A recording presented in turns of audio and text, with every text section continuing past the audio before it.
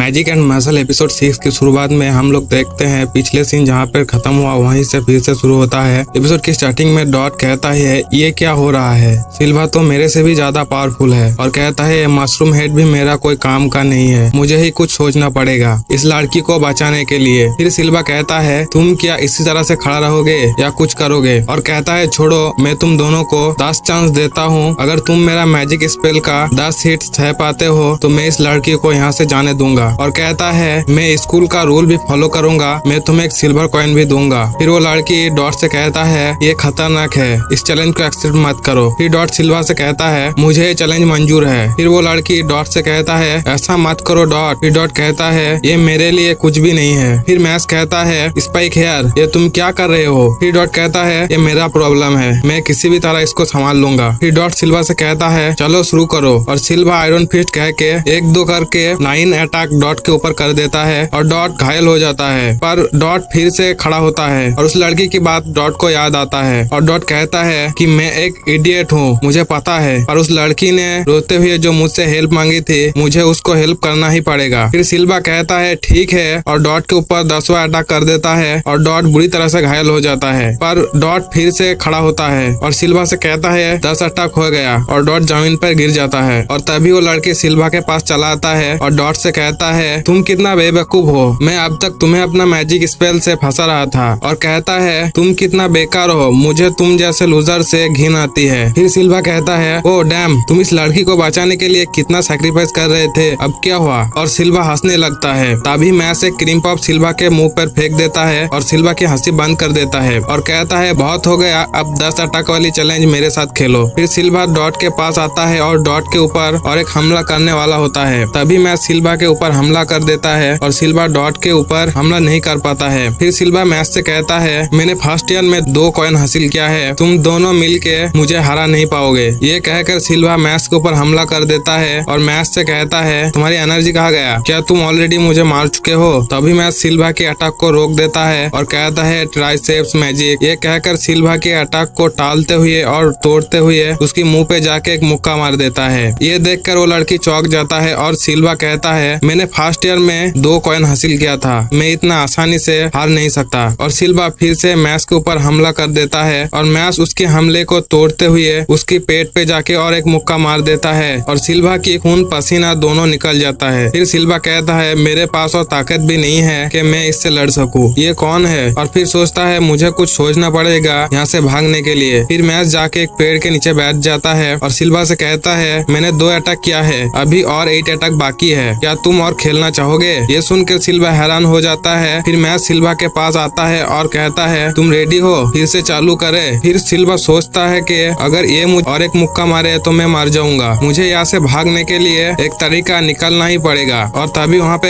एक उस फॉरेस्ट का सबसे बड़ा वाला हाईएस्ट लेवल का स्कॉर्पियन आ जाता है और सिल्वा मन में सोचता है ये सही टाइमिंग है, इस स्कॉर्पियन की सर में 1 से भी ज्यादा सिल्वर कॉइन लगा हुआ है, इसको मैक्स हरा नहीं पाएगा। तभी मैक्स उस स्कॉर्पियन को एक थप्पड़ मार के दूर फेंक देता है और कहता है सॉरी मैं अभी और एक काम में व्यस्त हूँ। और उस स्कॉर्पियन की हेड में जो कॉइन था वो नीचे गिर जाता है। ये देख के वहाँ पे सभी चौंक जाता है। फिर मैक्स सिल्वा से कहता है उप सॉरी गलती हो गया, यहीं पे ये फाइट खत्म करते हैं, मुझे तुम्हारे लिए बुरा लग रहा है। फिर सिल्वा थोड़ा सा शांत होता है। फिर मैक्स उस लड़की की तरफ देखता है और वो लड़की फिर से रोने की एक्टिंग करने लगता है और मैक्स उसके पास आता है और वो लड़की मैक्स से कहता है सॉरी मुझसे गलती हो गई, मुझे सिल्वा ने ये सब करने के लिए फोर्स किया था। फिर मैक्स उस लड़की को पीछे से पकड़ता है और कहता है ठीक है कोई बात नहीं। फिर वो लड़की मन में सोचता है कि सभी लड़के एक जैसा होता है छिचोरे। तभी मैक्स उस लड़की को पीछे से पटक देता है और कहता है मैं लड़की और लड़के को एक जैसे सोचता हूँ। फिर सीन चेंज होता है और मैक्स अपने दोस्त के पास जाता है और बता देता है कि वहाँ पे क्या क्या हुआ। और डॉट साइड में खड़ा हुआ वो बहुत सैड था क्योंकि उसके साथ धोखा हुआ। तभी लेमन डॉट के पास जाता है और कहता है तुम ठीक हो ना। ये सुनकर डॉट फिर से पागल होने लगता है लेकिन वो खुद को कंट्रोल करता है और मैक्स से कहता है माफ करना, तुम्हें मेरी वजह से मुसीबत में पड़ना पड़ा। तभी लेंस वहाँ पे आता है और कहता है मैंने कुछ बात सुना, लैंगडोम वालों को कॉइन चाहिए इसलिए वो एल्डर डॉम के ऊपर हमला कर रही है, शायद इसीलिए सिल्वा तुम्हारे ऊपर हमला किया होगा। लैंगडोम वाले जैसा चाहते हैं वो लोग ऐसा ही करके रहता है। और कहता है लगता है अब कॉइन के लिए ग्रेट वार शुरू होने वाला है, मैजिया लोपोस। ये सुनकर मैक्स कहता है मैं जब 12 साल का था तब ये कहानी सुना था, अब लगता लगता है ये सच है। तभी हम लोग देखते हैं मैक्स का पॉकेट में कुछ ग्लो करने लगता है। फिर हम लोग देखते हैं मैक्स के पास जो 5 सिल्वर कॉइन है वो एक इकट्ठा होकर एक गोल्ड कॉइन बन चुका है। जिसके बाद मैक्स बोलता है कि मुझे पता नहीं था कि इस एकेडमी में और भी अलग अलग से